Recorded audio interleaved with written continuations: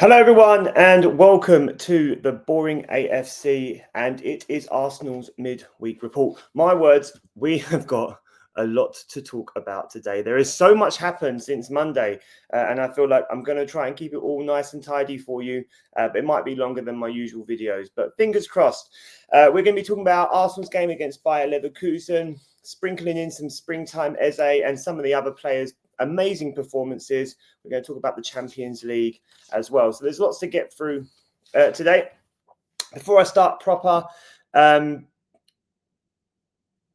please make sure that you like and subscribe. I'm trying to get to 50 subscribers. I am super close now. Thank you to everyone so far who has done that for me and who has been engaging with the content. It's super appreciated. But today, let's talk about today's topic of conversation.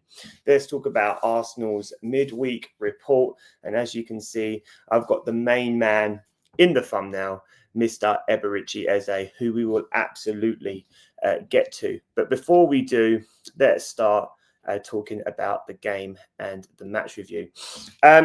Arsenal secured their route into the quarterfinals of the Champions League after beating Bayer Leverkusen 2-0, 3-1 overall on aggregate in what is quite possibly their best performance of the season overall, from goalkeeper to striker. Everyone was on the ball, and the performance itself was incredible. Just to remind you of the lineup, we had Raya, White, Gabriel, Saliba, Hincapié, Zubimendi and Rice, with Saka, Eze, Trossard and Gyökeres up front. I think Arteta got the mix perfect. The players that he had in the lineup were perfect for the game. They complemented each other, and because of that, going forward and coming back defensively, Bayer Leverkusen didn't get a look in, really. Yes, they had some moments, but overall, Arsenal were the more superior team, even though I think they had less percentage off the ball. We were strong, we were dogged, and we had some luck. And I think there was almost an attitude about the team, like they expected to get the job done. This was a formality. They didn't disrespect Bayer Leverkusen, but I love the way that you kind of looked at the team, and this team felt like they were going to go through into the quarterfinals. So let's just quickly talk about some of the players then. Let's talk about springtime Eze, our main man of the day, I think. Rice did get man of the match, but I just think what Eze is now finally bringing, and we've heard the Crystal Palace fans talk before about what Eze brings in the spring, and he is bringing that now. What a thunderbolt. Quite possibly the goal of the Champions League so far. It was incredible to watch. It was a wow moment. You could see the reactions of some of the other players. Ben White was kind of looking as if to say, what was that? Saliba hands on head. Even Gyökeres' arms were out wide. I think Zubimendi dropped to his knees. Like, it was absolute scenes. And we are getting Eze doing Eze things when we need Eze to do those things. It couldn't be better timing in the lead up to the Carabao Cup final, and then the demands of the league after that. So far this season, he has 9 goals and 6 assists. He's up to 15 GA. This is a player who barely played in December onwards up until Odegaard got injured. And his only real input to the team were the 2 North London derbies. And yes, he scored 5 goals in North London in the Premier League this year, North London derby goals, and 1 against Palace. And he's got a goal in the FA Cup and a goal in the Champions League now as well. But they are starting to add up, and his influence on the game is becoming so much more apparent. He's playing with a freedom, but he's also playing with responsibility. Like, he's not neglecting the defensive responsibilities of his role in the press. And, you only have to look at Arteta's quote from, I think, December time, where there's no role for you in this team if you are not going to do the press. And Eze's had to adapt, and he's adapting. He's taken that responsibility on. He's being creative and he's pressing. But what we are seeing, and perhaps we don't see enough from Arsenal players, is a swagger. Even though he did it wrong and he held out his shirt and he was trying to hold out the badge, we are seeing someone who is starting to believe in themselves so much more than we were perhaps seeing in up to December. And maybe there was an element of, this is my dream move. This is a huge step, and all the other things that might go through a player's a thought process, but we are now starting to see a player who not is only showing up, but it's starting to show an element of I belong, I'm contributing, I am important to this team. And Odegaard's going to struggle to get back into this team, and rightly so. Captain or not, Eze is providing that spark that we've been complaining as Arsenal fans that's been missing, or a large portion of the Arsenal fan base has been complaining that just hasn't been there. And we are starting to see that with Eze at the right time. And, you know, what's to say that Eze isn't going to go from 15 GA to 20 GA by the end of the season? He really could, because of the way that his form is peaking at the right time. And, you know, he is the type of player that could be and should be pivotal in the Carabao Cup final this coming Sunday. Enough about Eze. Let's talk a little bit about Zubimendi. Zubi Doo, we found you. All right, like Zubimendi's been missing for about 2 months, and I say that with respect because I absolutely adore Zubimendi. However, it has been quite apparent that he's been off the ball. Some of that may be due to his own fatigue. He's played so much more football than he's used to playing. You know, he normally gets a winter break. He hasn't had that either, and we are starting. And I think in this game we saw the moment where Zubimendi starts to find himself a little bit again, to find his form again, maybe come into a little bit of fitness. One of the major complaints we've had about Zubimendi was that he was losing the ball in poor positions and he was making lots of sideways and backwards passes. I looked at his heat map for the game, and most of his passes were in the opponent's half, and they were successful passes as well. And he only lost the ball once in our own half from a pass. So in terms of his output in this game, I think we saw a much more attack-minded approach, but also a disciplined approach in that he wasn't losing the ball. He's looking tidy again. And I think the main compliment that we can give to Zubimendi, as opposed to his predecessor, is that he is the calmest player. It's very rare that we see him get rattled. And although he, you know, in many cases, Saliba was starting our attacks, you started to see Zubimendi was doing that again. He is our pivotal point there. He keeps things ticking and he keeps the ball moving. And because of that, whenever we did something, that pass was initiated from Zubimendi, and that's exactly what we want to be seeing. So in terms of, again, like Eze, a huge moment for him going forward, because this is a moment where you can look back at that game and think, actually, I played a blinder there. And because of that, the team was able to build the attacks. Rice was able to get more forward. Rice was able to make those types of passes. And we were able to get into positions where we can be threatening to the opposing team, to Bayer Leverkusen. Let's talk about Gyökeres. I think the last 2 fixtures have been his best 2 fixtures as an Arsenal player. And I don't think in this fixture the statistics give him the credit that he's due. I don't think it's reflective of his performance. I think it was, again, a very selfless performance, and it was really nice to see him frustrated, like visibly frustrated at being substituted. And, you know, I love the fact that Gyökeres is so ice cold and nothing ever seems to bother him. And this was the first time where I really felt like I saw him bothered. And that to me showed me that he was bothered because of the confidence he had, not because he was performing badly. It was almost like, damn it, there's a goal in here for me. I knew it. Like, I know there's a goal here for me. And he didn't get that goal. And I like the fact that he was visibly frustrated. But in terms of his performance, he was strong. He was doing his kind of trademark runs coming in off the flanks. He was better on the press, and his decision making I thought was very good. There was that wonderful flick of the ball in the first half. I don't know if you guys saw it, where he almost opened up an attack, and it was actually quite similar to the one he did against Tottenham that ended in Eze's second goal.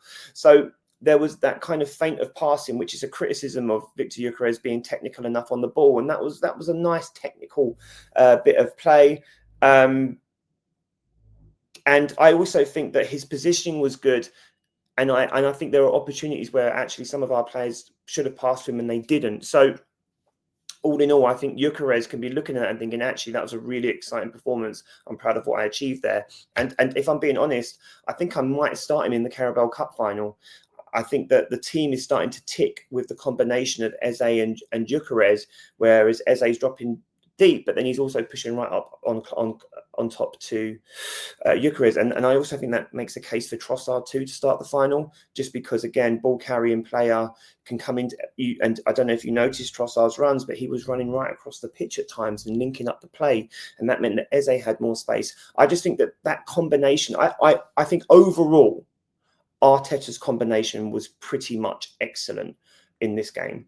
And I loved the Eze Trossard Gyökeres link up, and there was moments where you could start to see Saka and Gyökeres finding each other as well, which has been a criticism for a lot of Arsenal fans throughout the season. This next one I'm really quite excited to be talking about. I'm going to be talking about the wing-back dilemma, and I was talking to Darkside Gunner about this as well. So, and if you're not following him, you should definitely like and subscribe to Darkside Gunner. But Arteta has a conundrum now when it comes to the wing back, because there are so many good options here for him. The one that we saw against Bayer Leverkusen was White and Hincapié. What you've got there is you've got the defensive mindset of Hincapié, which can then help cover the job if Ben White is pressing forward and becoming part of the attack. The reason why I like Ben White playing is because Saka is better when Ben White is on the pitch. That's not a criticism of Timber. It's just facts. The overlap between White and Timber is so much more effective than Timber, who is a little bit more defensively minded. So it was great to see that combination for Saka, but also from a defensive mindset, we didn't lose because Hincapié was still there. On the other side, Arteta could also look at Timber and Calafiori, who basically offer the same, but in on the flip. So Timber is more defensive, Calafiori is more attack-minded, whereas White will overlap. Calafiori is more likely to come into the middle and create his chaos there. So from an attack perspective, I think they're both great options. So it will be interesting to see which way he goes in the final. If Timber isn't ready, I think we could be seeing a White Hincapié start in defence alongside Gabriel and Saliba. If he wants to shut down a game, though, and let's just say he starts with Hincapié, he can bring on Timber. If he starts with Timber, he can bring on Hincapié. And then you've just got a brick wall of defenders, Rice dropping back and breaking up the ball. You've got really, you shall not pass kind of Gandalf, Lord of the Rings vibe, because it's just going to be too difficult to score. So there's that option for Arteta. And then if Arteta wants to go for a madness, if he's got to change it up, if he's chasing the game, you take off one of your defenders and you bring on either White or Calafiori. And then you've got two attack-minded defenders who are just going to blast down the sides or the inside if it's Calafiori, opening up the game for the wingers and just really, really pressing the defence of the opposing team. So I think Arteta's got a really interesting conundrum there, because he's got four options for different types of defence. And with that, defence becomes deep defence or quite possibly just all-out chaos. So balance is going to be interesting for Arteta, and it will be interesting to see what he does there for the Carabao Cup final. I just very quickly wanted to shout out to Rice as well. Rice was the player of the match. And I loved what Eze did, but Rice got man of the match. And in fairness, that's probably right. His heat map was just everywhere. It was just green pitch, Rice's colour all over. So, Rice had a near perfect game. He got his goal. It was a goal that I think had a really low GA as well. So it was one of those goals where he won the ball in a place where he shouldn't have won it. He beat the midfielder who was attacking the ball. Can't remember who it was. And he won the ball, set the ball up, and placed the ball. And when you watch, the more you watch it, the better the goal is. It kissed the inside of the post, and the goalkeeper had no chance. And the same with Eze's thunderbolt. The goalkeeper had no chance for either goals, and he was having a really, really good game. So, fair play to Rice, fair play to Eze, but Rice just did more, didn't he? He was just everywhere. He had a high success of passes. His goal was excellent. And this season so far, he's on 5 goals and 9 assists across all competitions. And I'm just going to kind of have a little moan here. There's shouts for Bruno to be player of the season. Bruno's having an incredible season. He's got 23 GA this season just in the Premier League, right? So this guy is having a monumental season, but his team is sitting third and didn't really do anything until Christmas when they got rid of Ruben Amorim. So I'm kind of a bit frustrated by it, because when he's currently being compared to Bruno Fernandes, and before Christmas he was being compared to Caicedo, and so what that tells me is that Declan Rice is the complete midfielder. He can do the defensive responsibilities, he can do the attacking responsibilities as well, and Declan Rice can do it all. You wouldn't want Bruno in the 6, and you wouldn't want Caicedo in the 8, right? But Rice is both. And he's a set-piece master as well, alongside Bruno, in fairness. But for me, Rice is all of the things, and Bruno is only some of those things, and Caicedo is only some of those things, and Rice is all of them. And that is why, should Arsenal go on to win the Premier League, as they should and must, Declan Rice is the player of the season, and it's not even close, and it's not a discussion. And that's my 2 cents on this current Bruno Fernandes should be the player of the season. I'm kind of feeling like I'm being punked, really, when I hear it. It is that frustrating. So that's Rice. I just want to really, I really want to talk about the Champions League. I'm going to be a bit facetious here. Arsenal beat Bayer Leverkusen to go on to the quarterfinals to place Sporting Lisbon, and Liverpool beat Galatasaray in what ended up being a bit of a romp, really, to go on to play PSG in the quarterfinals of the Champions League. I do suspect that that PSG will prove too much for Liverpool, and I do expect Arsenal to go through to the semi-finals to play either Atletico or Barcelona. And I think that game will be closer than people are giving it credit for, to be fair as well. However, the other 4 shit out, didn't they? Man City out, Chelsea out, Tottenham out, Newcastle out. I did feel for Newcastle a little bit, because they got absolutely spanked at the Bernabeu. But not the Bernabeu, the Nou Camp, sorry. So I did feel a little bit, but don't worry, guys, because Arsenal have got you. We've got the coefficient covered for you. We're going to get the 5 Champions League places next year. So there will be 5 English teams in the Champions League next year, largely due to Arsenal's incredible Champions League campaign so far, going unbeaten and top of the Champions League group, and now progressing through to the quarterfinals of the Champions League as well. So I know that you won't, but you're welcome. All right. There will be 5 teams in the Champions League next year. And, Arsenal are a big part of why that is so. So covered a lot today, lots going on. However, I do think that bodes us well going into the Carabao Cup final. I do think that he will start with mostly the same team, actually, just based on the success of the team against Bayer Leverkusen. There's a 5-day break. I do think that there's a chance, if Timber is fit, that Hincapié won't start and Calafiori will start. And that's the only one where I'm really umming and ahhing. I don't think he'll start Havertz now. I think he would have done, but after seeing the Gyökeres as a kind of vibe going on, I don't think he will. So I think that the chances are, and I will review this again or preview this on Friday, probably, maybe Saturday. I think the likely team for the Carabao Cup final. That's the other question. We have the goalkeeper dilemma. Kepa. If we're going with what's fair, he should probably start Kepa. However, Kepa did have a bit of a... I don't think the goal that he conceded in the FA Cup should have been a goal that he conceded, to be fair. And I just think that Arsenal need to win a trophy. So it'll be really interesting to see where he goes with that. But I am going to say that he'll start Raya.